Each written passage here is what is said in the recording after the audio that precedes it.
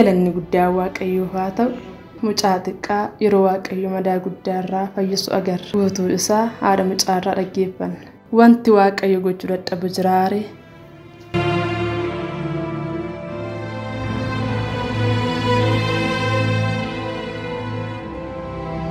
Waaqayyo haa ta'u maqaan koo Iftuu Gammachuun jedhama. Kanan dhugaa bahuu dhufe mucaa kanaa kan dhugaa bahuu dhufe makiinaa dhukkuba tasaa ta'ee mucaan kun na jalaa danfatti na jalaa nammee booddee gara mana qorichaatti fudhee deemee booddee guyyaa sadii booddee rifeensa saafanii booddee gara sanatu hin deemin dursan gara waldaa kanaa dhufee paastariin naaf kadhatanii hin danda'a Waaqayyo dhugumaan hin danda'a.